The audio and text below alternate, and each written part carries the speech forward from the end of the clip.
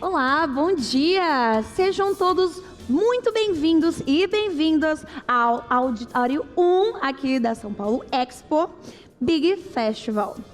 Eu sou a Brenda e a gente está aqui descobrindo juntos tudo o que tem de bom no segundo dia do maior evento de games independente da América Latina, o Big Festival 2022.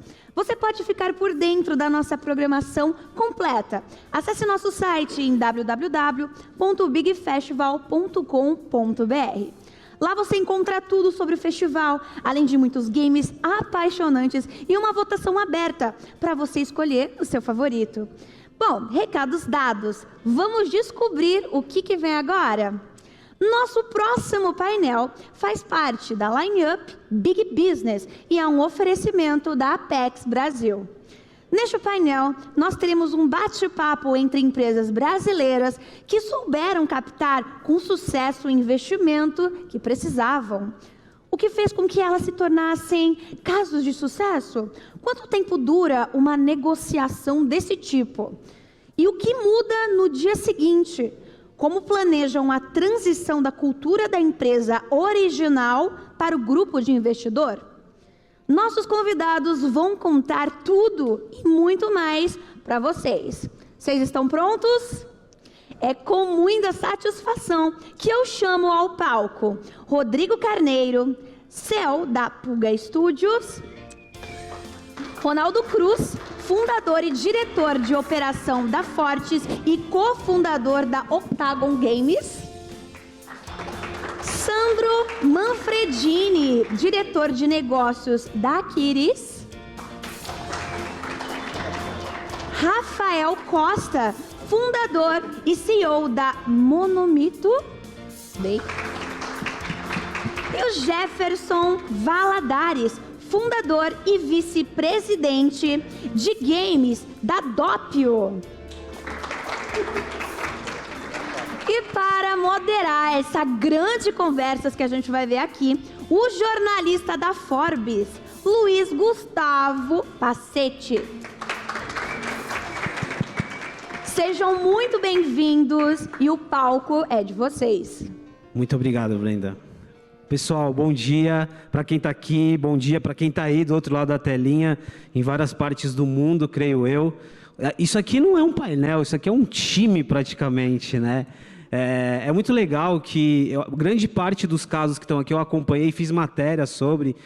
Aqui tem algumas desconstruções que a gente vai tentar trazer a partir da perspectiva deles também, porque nem sempre investimento é uma coisa boa, né? A primeira provocação aqui, a gente acha, caramba, né? Recebeu um investimento, agora minha vida foi lá para o céu. Não, né? Aí começam vários desafios. Claro que aqui todos os casos são positivos e estão dando muito certo, mas esse é um grande desafio. Então, tem uma problemática aqui importante, porque envolve cultura, envolve posicionamento de negócio e várias outras coisas. Mas vamos lá, vamos fazer uma primeira rodada. Eu vou começar pelo mágico. Por favor, explica pra gente um pouquinho no caso da Pulga, o que está acontecendo, né, neste momento, qual que é o deal de vocês e como estão as coisas.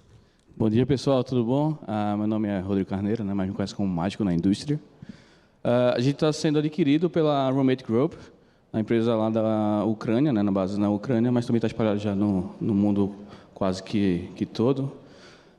A gente está conversando com eles desde outubro do ano passado. Então, uma pergunta que as pessoas fazem sempre é: vocês estão sendo comprados porque está tendo a guerra na Ucrânia? Não, muito pelo contrário, né? A gente estava conversando já bem antes disso. E o processo foi bom, intenso, tenso também, né? Porque durante as conversas lá aconteceu, infelizmente, a história lá da Rússia com a Ucrânia.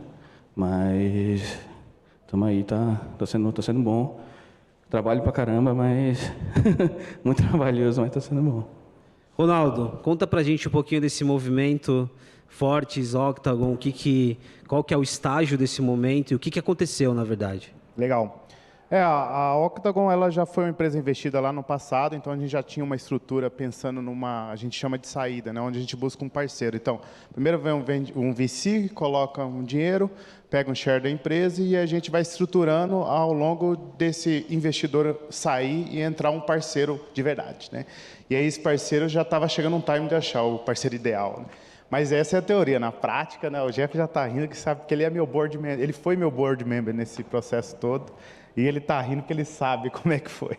Mas, na prática, não é simples assim. Você, às vezes, acha um parceiro que não acontece um fit legal, um parceiro. Às vezes, o fit é legal, mas não é o momento para ele, a empresa. Então, foi o processo de achar alguém, não foi fácil, né?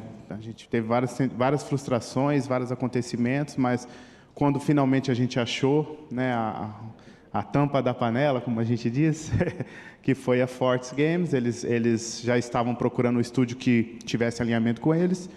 Eles queriam um player que tivesse experiência no mercado que eles queriam focar, que tivesse um mindset, que tivesse um alinhamento com a fundação que eles estavam criando. Então, a conversa começou há muito tempo, como ele falou, não é assim, né? O anúncio foi em fevereiro, mas a conversa já vinha de muito tempo. Nós tivemos o nosso cupido, que foi o Jeff. Ele era o nosso board member. Você vê, de um board member aconteceu a conexão com a Fortes. Conhecemos o Sean. Tive a primeira call com o Sean, que ele está ali assistindo a gente. Está vendo se eu estou falando tudo a verdade, né, Sean? Mas foi assim, amor à primeira vista. A gente falou, é isso que a gente quer para a gente. Eles falaram, é esse tipo de profissional que a gente está procurando, ou seja, esse tipo de perfil de empresa que a gente está procurando. Deu liga, deu clique, né? E aí a gente continua a conversa dali. E aí a história tem mais para contar depois, como é que está sendo. Ô Jeff, aproveitando que a gente está na mesma cozinha, conta um pouquinho desse processo, da complexidade. Até agora a gente ainda está num love aqui, né? Mas como que foi? Não, eu estava até rindo porque a gente prometeu não falar mal dos investidores antigos e o Ronaldo falou, achei o ideal agora. Não pode falar mal do namorado anterior não, pô. Não pode não. Não, eles foram maravilhosos. Na verdade, ó, não é falar mal. Aqui a gente não fala mal. Ou a gente desconstrói ou a gente provoca. Falando um pouquinho, deixa eu só voltar, aproveitar que estamos falando de investimento, porque alguns de vocês sabem, eu tinha uma outra empresa aqui no Brasil que chamava Jinx, foi fundada em 2000 e nós conseguimos investimento naquela época, inclusive, em 2000 também. E, obviamente, hoje em dia é muito mais fácil, muito menos complicações. A razão pela que eu estou aqui, acho que é várias outras, apesar de hoje em dia eu estar baseado em Portugal, e a minha empresa que eu vendi para Fortes, que se chama Dopium, também conseguimos investimento, a Amazon, Google, Portugal Ventures, etc. Mas vendemos e eu também consegui ajudar a conexão entre o Ronaldo e a Fortes, porque eu vi o fit, né? O esquema de você tentar entender. Ontem, na palestra do Sean e da Roommate, eles estavam perguntando, como que eu faço para vender minha empresa? Tipo, primeiro que você tem que fazer é tentar entender o que você quer, né? E onde você quer chegar. Então, esse fit é super importante, você tentar entender o seu objetivo. E aí você tenta achar a pessoa que casa bem ali, né? Então, isso eu realmente ajudei a fazer um pouco do cupido ali. E claro, né, tem a spreadsheet do Sean, que ficou famosa com o speak note dele ontem, então tem que dar liga também com a spreadsheet. Não, tô brincando. É uma piada com o speak dele ontem. Fazendo média aqui, vamos lá. Rafa, já volto também. Rafa, conta um pouquinho no caso de Monomito, dentro desse ecossistema que é a Space, né, que foi recente também. É o caso são empresas brasileiras, mas também com investidor estrangeiro. Conta pra gente como que foi. Bom, lá para meados de 2020, né, a Monomito, ela entendeu que era um momento de buscar parceria para começar a escalar mais o time, escalar os objetivos que a gente tinha no mercado mobile. E, assim, participando de várias rodadas, buscando muitos possíveis parceiros, né? A gente caiu na Loud e, vou dizer também que foi amor à primeira vista, porque o objetivo que eles têm no mercado gaming, né, casava muito com o objetivo que a gente queria, de penetrar no mercado competitivo, no multiplayer e tudo mais. Isso casava muito com os produtos da empresa.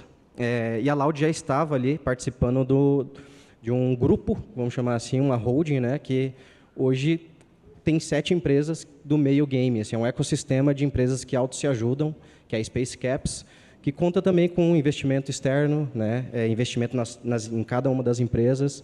E o objetivo ali é se autoajudar e atender o mercado game incompleto, né? Então, por exemplo, a Monomito é o braço de desenvolvimento lá.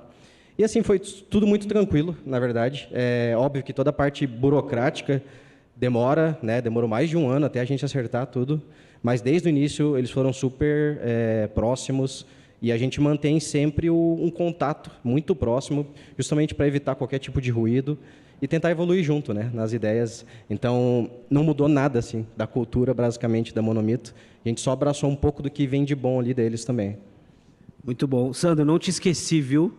Eu deixei você Tranquilo, para o não, final se quiser continuar com eles aí, porque tá tranquilo. eu vou emendar a pergunta. Depois eu vou emendar uma pergunta aqui para a gente subir um pouquinho a temperatura. Mas conta um pouquinho esse negócio de Epic Games, que eu, como jornalista, obviamente, né, um prato cheio, mas como que foi, assim, Aquiles, Epic Games? O que aconteceu nesse movimento? Legal, a gente agora em abril anunciou o investimento minoritário da Epic na Aquiles. Na verdade, a gente tinha um fundo de Venture Capital que entrou na empresa em 2014. E como a maioria dos fundos de Venture Capital, eles têm um ciclo, né?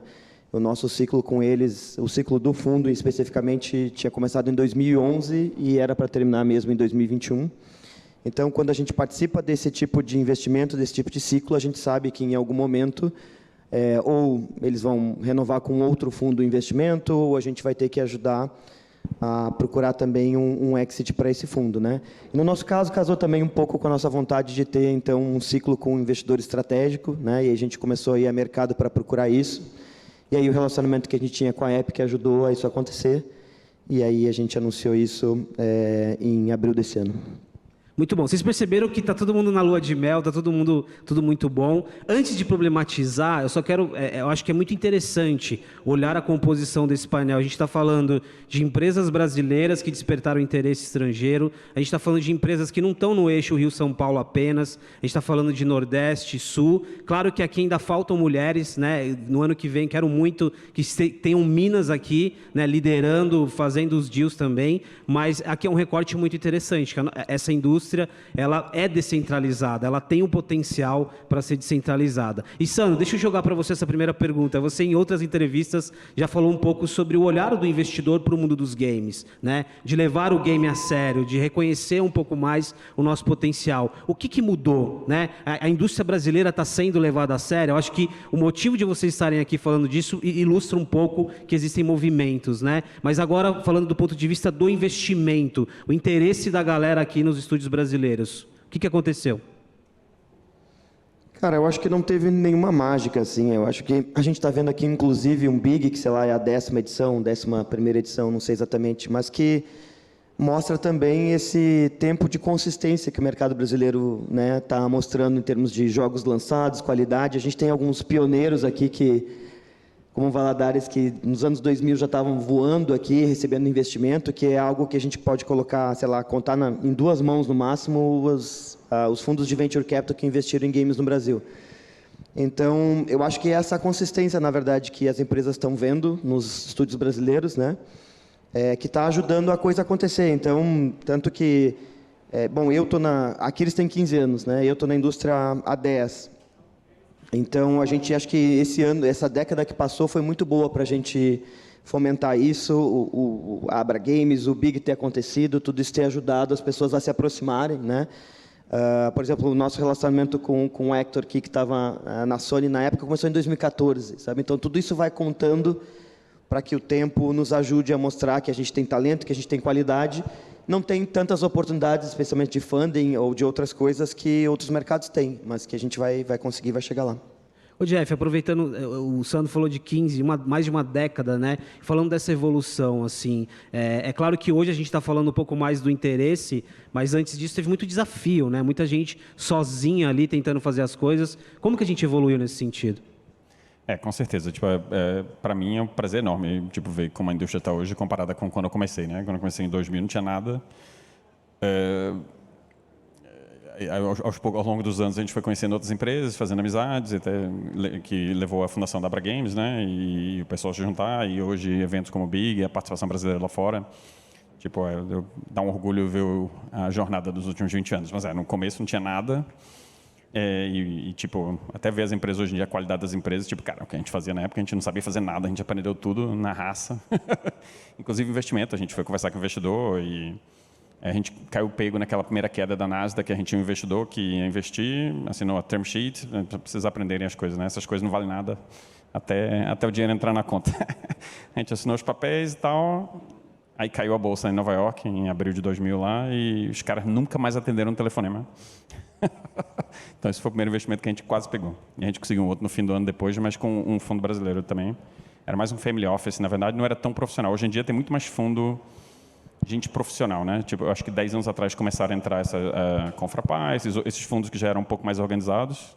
No começo era um fundo aqui, um fundo ali.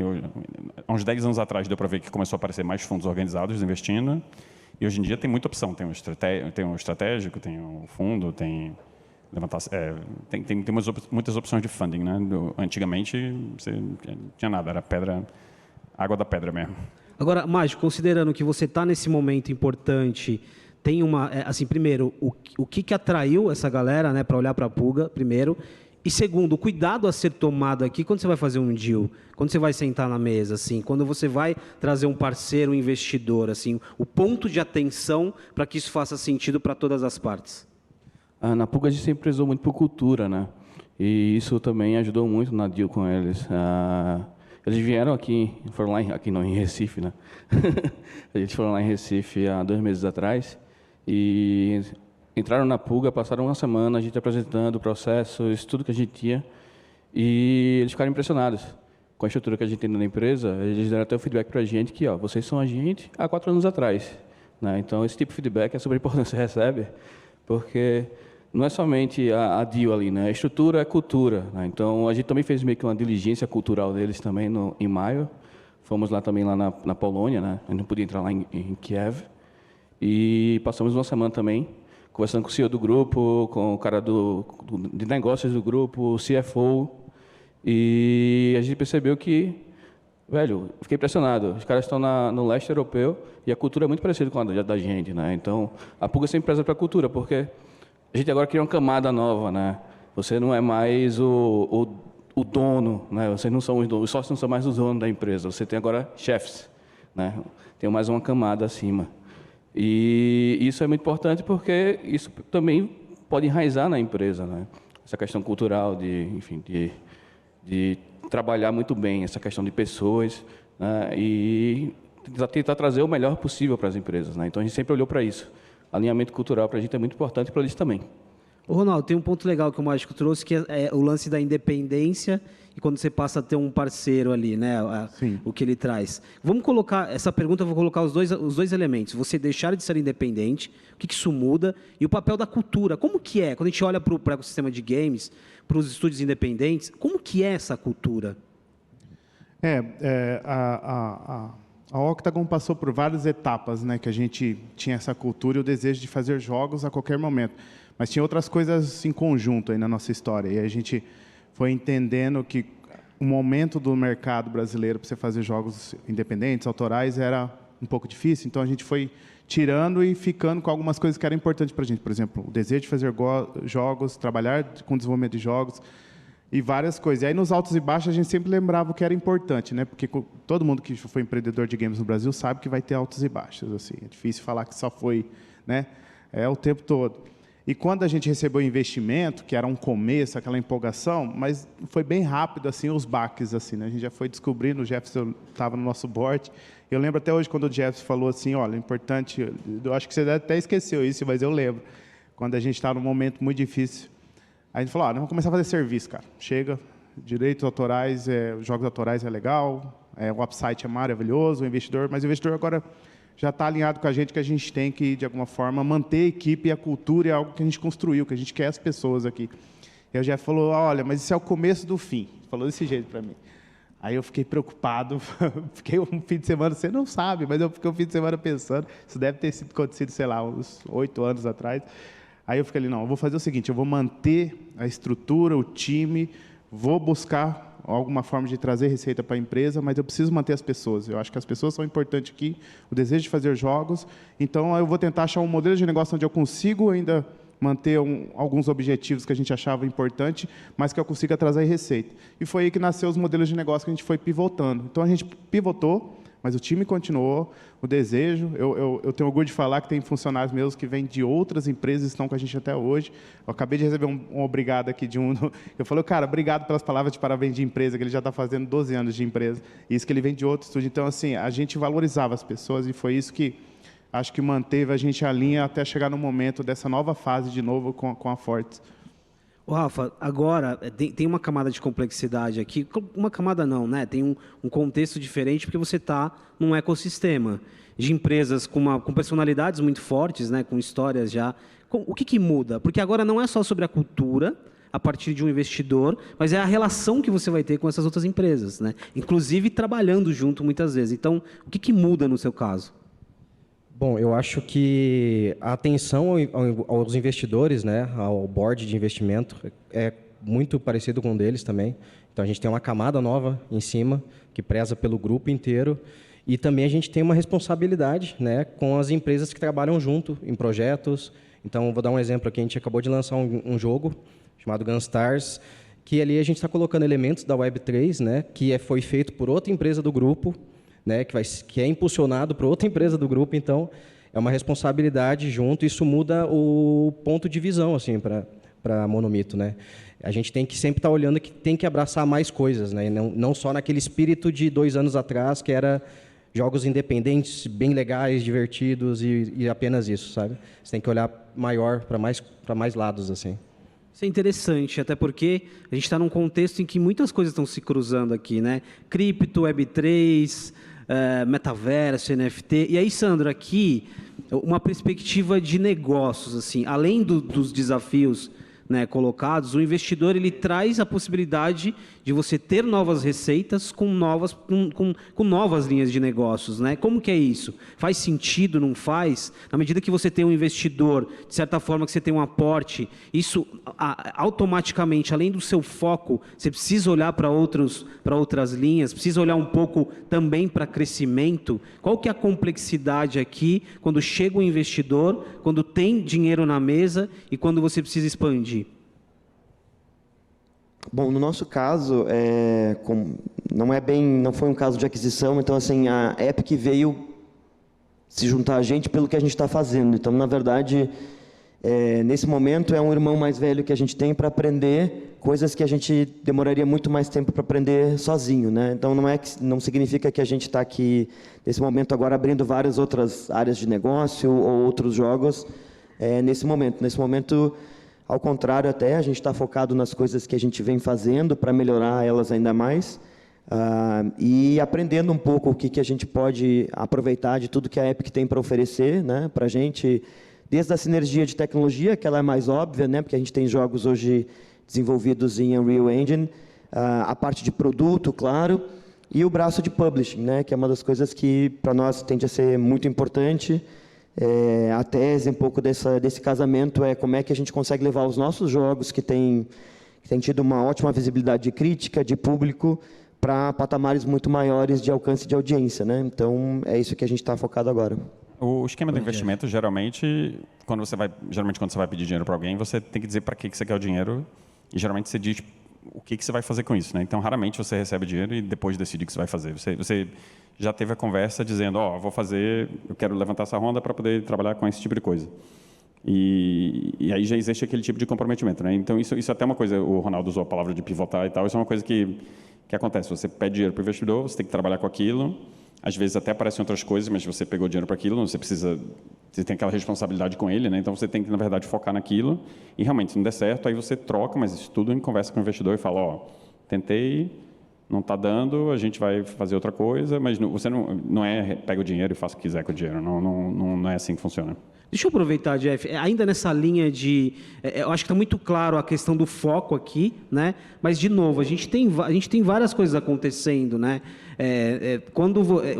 O fato de manter o foco e olhar para outras coisas, essa euforia, talvez, do tipo, eu vou investir nesse estúdio, que eu quero trazer também para o lado de cripto e tal. E aí, olhando um pouco da experiência lá de fora também, isso é um movimento que está acontecendo, existe uma euforia. Assim, muitas vezes, quando o investidor olha para o ecossistema, ele já começa a olhar também a partir de outras perspectivas, não só o desenvolvimento, não só um jogo em si. Eu diria que os investidores estão sempre procurando alguma coisa. E tem muito esse negócio da moda, né? Então, por exemplo, o primeiro investimento da gente, que era em 2000, é por causa da internet, web. Então, o pessoal queria investir. E a gente falou, nosso jogo é na web. E a galera, na web, oh meu Deus, quero entrar. Aí caiu a bolsa, todo mundo desapareceu, né? Mas em 2014, que foi uma outra época que eu pensei em abrir uma outra empresa, era VR. Então, todo mundo que você falava era VR, VR, VR, VR, VR. Se você chegasse e falasse, quero fazer um negócio de VR, o pessoal trazia os caminhões de dinheiro e colocava na sua frente. Se você faz qualquer outra coisa, ninguém queria. Aí, obviamente, ano passado foi cripto, né? Então, você falasse... E eu estava, por acaso, antes de fazer a parte da venda com a Fortis, eu estava levantando a segunda ronda para Doppler. E eu estava fazendo uma coisa sobre voz, sobre videochat e tal. Mas, tipo, eu diria que metade das reuniões os caras falavam, mas não tem como colocar um blockchain aí, não? Aí Isso, exatamente isso. E eu sabia que, tipo, se eu falasse sim, a chance de eu receber dinheiro aumentava, entendeu? Mas eu também não... Tipo, é questão do... Cada um... Por isso que eu falei no começo, é importante você saber o que você quer. Se o que você quer é levantar dinheiro a todo custo, você consegue. Tipo, hoje em dia vai e fala tudo que o cara quer ouvir, e se você tiver um background interessante, você consegue. Mas se isso é a coisa certa a fazer, aí já é outra história, né? Se vai terminar bem ou não. Eu acho que você deixa claro isso, né? Tem uma euforia na mesa que muitas vezes é tentadora até, né? E aí, Mágico, jogando para ti, nesse lance de equilibrar o foco, né? Essa decisão estratégica no caso de vocês. De novo, né? Nesse exemplo que o Jeff deu de muitas vezes tem uma tentação até de não, eu posso ir por esse caminho e receber um investimento, mas no caso de vocês, como que é esse equilíbrio, foco e olhar um pouquinho para os movimentos do mercado também? No nosso caso foi bem mais fácil, porque a Roommate, eles fazem o que a gente faz, né? Então, eles vieram com o motivo de querer expandir aqui na América Latina e olharam para a Pulga como uma empresa que poderia fazer isso por conta da estrutura. Então, isso facilitou bastante a gente nas conversas, né? Então, a gente tem as ambições bem parecidas, ambições boas, né? Você fala, a ambição é acabar competidor. Não é isso não. A ambição da gente é criar uma indústria forte, conseguir treinar pessoas, que essas pessoas possam trabalhar com a gente no futuro, né? Então, é essa a missão que a gente tem de querer expandir a América Latina aqui, né? Expandir a Pulga, expandir a Roommate aqui dentro, para que a gente consiga alavancar mais ainda os negócios, né? Como a gente faz de serviço, o foco da gente é em relação às pessoas, né? Sem pessoas não tem um cliente, né? E sem cliente também não tem pessoas, né? Então, a gente está aqui dentro... a Roommate veio para o Brasil pensando nisso. Consigo expandir lá, é um berço muito forte de talentos, né? Então, por que não? Por que não? A aquisição é um pouco diferente do investimento, né? Porque o investimento, eles estão lhe dando dinheiro para o que você vai fazer no futuro. E no caso da aquisição, eles estão lhe dando dinheiro pelo que você já fez, né? Então, eles estão justamente porque você já estabeleceu, e isso é uma coisa que tem que prestar atenção também. Ronaldo, agora uma perspectiva que tem muito a ver com Big e com um pouco de várias conversas aqui, a indústria. Ok, chegamos até aqui, a gente falou um pouco da perspectiva, tem um interesse, né, vindo de fora, por todo o potencial que nós temos, mas e os desafios? Qual que é hoje uma dor para vocês quando você olha para a indústria, né, o que o Mágico está falando de se fortalecer? O que a gente tem aqui para resolver? 20 minutos é pouco, acho que tu não vai ter que recorrer para falar tudo isso aí. Eu vou tentar ser bem breve, tá bom? Não, o que você fala mais da perspectiva que eu tenho da indústria hoje, os desafios que a gente tem pela frente, mas do que chegou até aqui, né, a gente que está vindo desde 2002, que a gente começou a brincar de desenvolver jogos, a gente percebe que não é a questão de que o mercado aqui é ruim ou melhor, é só o pace que é diferente, assim, demora um pouco mais as coisas se evoluírem comparado com Silicon Valley, com outros mercados, mas as coisas vão acontecendo, né? A gente só queria que fosse um pouco mais rápido, como falou os VCs, por exemplo, se organizaram, né? Na sua geração você pegou o VC todos organizados, que não trabalhando agora, a gente já pegou um processo bem estruturado, mas ainda assim tem essa coisa de... Aqui ainda a gente vê muito essa coisa de se entregar para as tentações, como você falou, né? E acho que isso desvirtua um pouquinho a indústria a ponto de se perder o foco. Quando perde foco, as coisas bagunçam, chega investidor, se decepciona. Eu acho que a gente, quando recebeu o investimento lá atrás, todos a gente tinha essa missão de fazer acontecer e dar certo para que outros investidores continuem acreditando. E a indústria de se desenvolver sem investimento é muito mais demorado, né? Então, é legal quando os cases acontecem e dão certo para trazerem mais sucesso. Mas eu me lembro quando a gente estava recebendo investimento, um grupo que já tinha recebido investimento anos atrás não tinha dado certo, então foi difícil convencer os VCs, né? E aí a gente conseguiu, e agora a gente está conseguindo de novo. Então, são etapas que vão acontecendo, que poderia ser um pace maior. É isso que é o desafio do Brasil, por que o pacing de de investimento e desenvolvimento da indústria não acontece com o consumo. O mercado de consumo brasileiro está crescendo mais rápido, né? Então, a gente queria que isso acontecesse, mas não tem outro jeito a não ser trabalhando bastante e criando cases e foco, viu? Foco é importante. Ô Sandro, aproveitando o gancho do foco aí, como que a gente acelera esse processo? Acho que ficou muito claro, né, o ponto aqui da organização, da não tentação, mas como que a gente acelera agora, considerando que a gente está num momento chave também para o mercado? Acelera Essa evolução. Como que a gente acelera essa evolução? Como a gente acelera essa organização? Sim, explique como é que a gente resolve o Brasil, por favor. O Brasil não, vamos ficar nos games. Você tem 15 minutos para resolver o problema dos games no Brasil. Vamos lá, Porque aí você fica aqui até amanhã no Big. Se tem alguém que consegue, é você. Eu não sei se tem muito como acelerar mais. Eu acho que o crescimento é um pouco, de certa forma, exponencial, sabe? Esses exemplos aqui, a gente está fazendo essa mesa aqui, com esses exemplos aqui, é uma forma só de ilustrar o que está acontecendo e que certamente não vai parar por aqui, né? Em breve, esse ano, ou enfim, nos próximos 12 meses, a gente certamente vai ver outras empresas investidas. Então, eu acho que um exemplo puxa o outro, né? A gente teve, ano passado, não só no Brasil, mas a Aerohide no Uruguai, a Gemcity investindo na Colômbia. Então, quanto mais empresas vão vindo, outras vão abrindo os olhos e tentando entender, opa, o que tem lá? Deixa eu ir lá conhecer, né? Então, eu acho que vai ser um movimento natural. De novo, eu acho que é muito importante isso que a gente construiu enquanto indústria, enquanto associação, enquanto evento, para que as empresas saibam para onde vir, tenham um ponto focal para conhecer as empresas. Então, eu acho que vai ser bem natural isso. É engraçado. A minha experiência, eu morei na Finlândia também, né? Então, estava em Helsinki antes deles serem o hub que eles são hoje, né? Mas começou assim também. Tinha umas empresas, a empresa tinha algum sucesso, algumas delas eram vendidas. E aí o pessoal conseguia fazer coisas maiores, porque tinha o dinheiro dos americanos por trás, e aprendia a fazer processo, marketing, esse tipo de coisa que os finlandeses não necessariamente eram bons na época. Até o momento que uma empresa decola, né? Aí decolou a Rovio, alguns anos depois Supercell. Aí pronto, agora hoje em dia, tipo, cara, todo mundo que eu trabalhei nessa época, em 2005, se o cara levantar a mão e falar que é dinheiro, cai 5 milhões de euros na frente dele. Tipo, porque a Finlândia criou essa mística de que eles sabem o que estão fazendo, né? Então, o que precisa realmente, acho que, vamos dizer assim, dar um exemplo, mas isso é uma das coisas que muda o mercado. Um jogo que explode, todo mundo vai falar, o Brasil, eles sabem o que estão fazendo, vamos lá, galera. E vem. Deixa eu, agora... Só colaborar aqui, acho que uma característica da nossa indústria, a gente não consegue sempre, ou nem todo mundo, mas o fato de a gente ter tido essa associação, a gente sempre colaborou muito uns com os outros, né? Assim, de novo, com exceções, mas sempre colaborou muito uns com os outros. E isso ajuda, sabe? A gente vê uma oportunidade, fala para o outro e assim por diante, tenta fazer com que o outro possa crescer também. Então, talvez até, Pacete, todas as indústrias que tu corre por aí, talvez eu acho que a indústria dos games é uma das mais colaborativas uns com os outros, porque a gente está no Brasil lutando contra o mundo inteiro. Então, na verdade, assim, nosso inimigo não está aqui, né?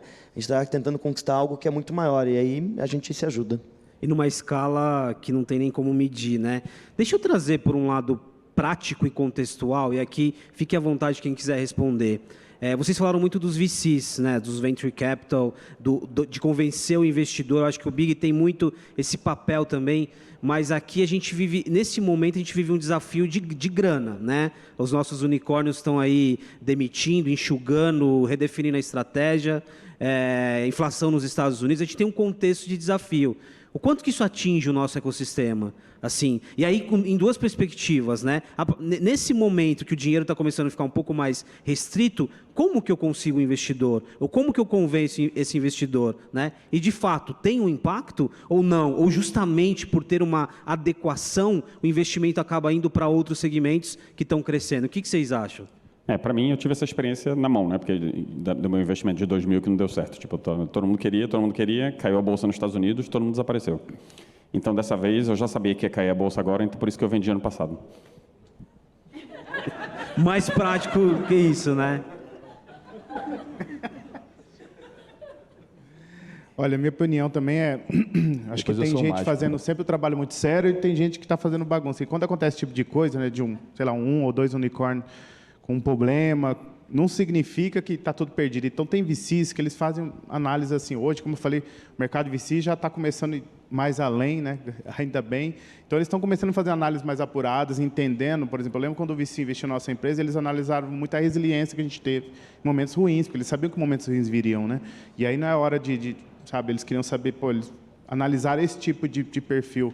Então, eles fazem uma análise mais completa. Então, quem está trabalhando sério não vai nessa onda de, vamos, NFT, tudo. Não, os caras querem buscar times, empresas que eles estão buscando algo a longo prazo, buscar esses caras. E tem VCs que são um pouco mais imediatistas, querem resultado a curto prazo, e aí você tem que saber se diferenciar. Por isso que o exemplo, de novo, que o Sean deu ontem, eles falaram com 79 VCs. Né? Não vai ser diferente aqui, tem que falar com muitos VCs antes de você escolher o cara certo. Isso é muito importante, né? Analisa muito a pessoa que vai ser o seu sócio, o seu parceiro, que vai botar a grana na mesa. Mágico, quer falar também? A gente não está recebendo investimento, né? Está sendo adquirido. E uma forma da gente, não queria nem convencer, né? Ser transparente sobre suas dores, que você pretende também ter aí de futuro, né? Então, para mim, essa linha é a linha ideal, ser transparente 100%, porque tem que saber que esse cara ou essa mulher vai entrar na sua empresa, vai saber tudo o que acontece na sua empresa, né? Então, essa é transparência. Rafa, vamos lá. Agora, também de forma muito prática, acho que a gente falou um pouquinho aqui sobre olhar para o seu investidor, né, para o seu eventual parceiro. E aí, voltando ao nosso ponto, quando você traz um investidor, entra para um ecossistema, o que a gente estava falando de independência, o que não dá para abrir mão? A gente já falou sobre cultura, falou sobre várias coisas, mas o que não dá para abrir mão? E aqui é um alerta muito importante que volta à provocação que eu fiz no início, que o investimento ele é bom desde que tudo esteja desde que haja uma conexão, né, e desde que todo mundo faça a lição. Mas assim, do que não abrir mão quando você vem para uma holding, para um ecossistema? No nosso, desde o início, né, a ideia sempre foi vender o que a gente gostaria de fazer, não só no momento, mas futuramente, né? Então, eu acho que tem que ter uma conexão, assim, não é só dinheiro, não é só o momento também, sabe? Óbvio, eu sou muito aberto a tudo que está rolando em tecnologia, o grupo é muito aberto a isso, então a gente consegue, de alguma forma, identificar coisas que casam entre si, entre as empresas, mas uma coisa que eu não abro mão assim mesmo é o que foi conversado lá no início, na primeira conversa, sabe? A cultura, o jeito que a Monomito gostaria de estar no mercado, e sempre que alguma coisa tenta se desvirtuar disso, aí você pode ter uma reunião de board ali, trocar uma ideia bem amigável, não tem problema nenhum, e voltar para as origens, assim, sabe? Mas, como eu disse, por estar num holding de várias empresas, é um ecossistema, a gente tem que estar aberto a muita coisa e identificar o que faz sentido também para a empresa e se posicionar, né? Então, no final das contas, nada vai sair, acredito, de um jeito que um ou outro não esteja de acordo. E eu diria que um dos erros de muita empresa de games é não entender o que o VC está procurando, o que o investidor está procurando, né? Porque às vezes o VC está procurando uma coisa bem específica e às vezes muita gente chega lá e fala, eu quero vender esse jogo aqui. Aí o VC fala, ok, boa sorte. Tipo, a conversa nem anda, né? O VC não gosta de mim. Não, o VC gosta, para deixar bem claro, o VC gosta de dinheiro, certo? Ele não gosta de você. A gente pode falar que eu gosto de você, mas ele não gosta de você, ele gosta de dinheiro. E cara, é isso que eles estão procurando. Eles estão procurando crescimento e tal. Se você não colocar a ideia se você não tiver um negócio que encaixe com o que ele quer, não adianta. Você pode jantar, pode fazer o que for, não vai sair, entendeu? Você quer só vender um jogo, talvez você tenha que achar outra forma de achar funding para sua empresa. Sandro, o que é inegociável aqui? O que é inegociável? Não, acho que foi falado assim, não adianta resolver o problema do hoje com dinheiro, porque tu vai gerar problemas muito maiores no depois, sabe? Então, inegociável é o que é bom para os dois lados, no sentido do que a empresa quer fazer, do que a empresa acredita que é bom, até para ter um time motivado, não dá para ficar mudando a direção da empresa para diferentes lados a todo momento, né? Ou tu engaja aquele time com um projeto, uma visão de jogo que todo mundo está acreditando, e se ficar trocando não vai fazer sentido, o cara vai para a empresa ao lado, né? Então, acho que o que é negociável é o que a empresa precisa fazer. Isso é um ponto que a gente está falando aqui também do alto de um monte de coisa que a gente já passou, e a Aquiles mesmo tem na história um período bastante grande de prestação de serviço, que era, de fato, a gente precisa correr para pagar as contas. Então, eu sei que essa resposta ela não é tão simples assim, mas falando do ponto de vista de investimento, não de um projeto em si, mas de um casamento a longo prazo, aí é fundamental ter os seus princípios e manter aquilo que tu acredita, porque senão não vai dar certo, né? Boa, Ronaldo. Princípios, acho que e também Sim. a partir de uma experiência aí de muito aprendizado. Isso, se você tem um alinhamento com quem está adquirindo, né? Se tem um alinhamento, vai dar certo, não tem como. Vai precisar ali de algumas conversas, algumas mudanças. Por exemplo, eu não senti nenhum impacto assim com a aquisição pela Forte. Eu senti que a gente está alinhado com o que a gente quer. E eu acho que aconteceu isso com o Sandro também, né? Lá atrás, as duas empresas fazendo serviços, tentando manter a galera, mas sempre pensando nos princípios. O que a gente quer lá na frente? O que a gente quer fazer? O que é importante para a gente?